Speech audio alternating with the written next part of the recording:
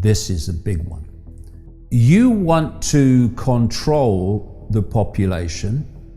In other words, you want to take their freedom away. So, what is freedom in one sense? Freedom is choice.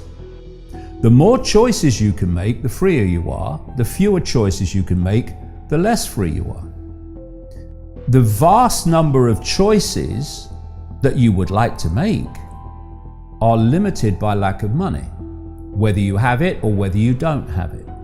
So in the end, people say, oh, these elite, there's these 1%, they're so greedy. Yes, they are. But that's not the main motivation for the money system and control of money. Control of money's prime objective is control of people via control of choice. And by controlling choice, you control freedom. So with a basic income, you are in effect completely controlling choice, because you can choose not to have the basic income, but where else are you going to feed your family? And if you have it, then we're going to tell you what your choices are, and it's to do what we say. And this great reset is fundamentally about changing global finance. So the global structure would be a world government dictating to every community in the world. And so what they've been doing in this COVID era is getting governments to utterly bankrupt themselves. I read an article, I was staggered, I had to read it twice, a couple of days ago, that was saying that 80% of the dollars in circulation have been put into circulation in the last 2 bloody years. These countries are now utterly bankrupt, but they've done something else. They have put so much fake money created out of nothing into circulation that inflation is going through the roof, and it's not really come through yet to the extent that it's going to. And inflation is a long-winded way of saying the prices are going to go up of everything. It's unbelievable, some of the price rises in America already because of this great infusion of bloody money this Biden has put in. Well, not him, his handlers.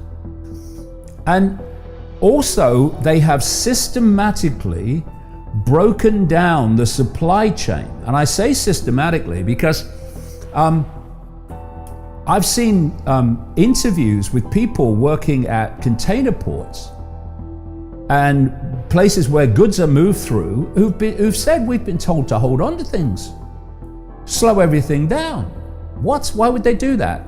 Because the supply chain delays add to the inflation, price rises, because the scarcity drives the price up. So everything is going up. You are looking at a situation where they have held the economy under the waterline, and it's going to become more and more obvious. And they want to wind it up to the point where there is total global economic chaos. That's what they want.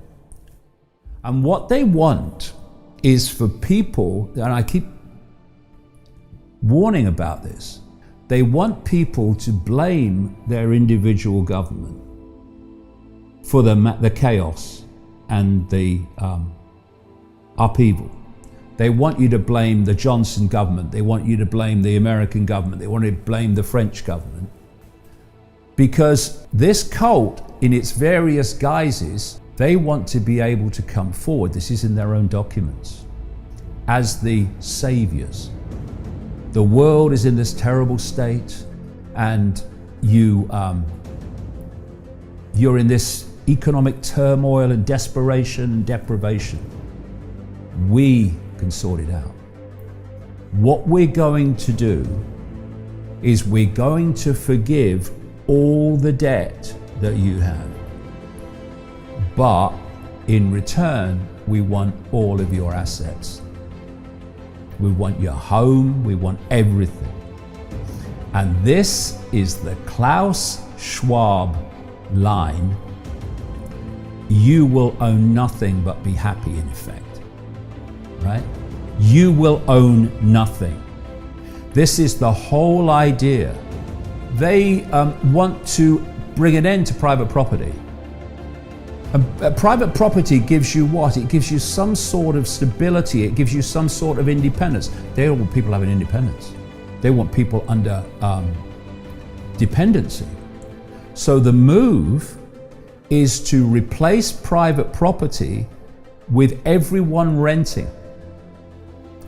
Why are these massive global operations and these big conglomerates even buying up fantastic amounts of property, whole neighborhoods of property?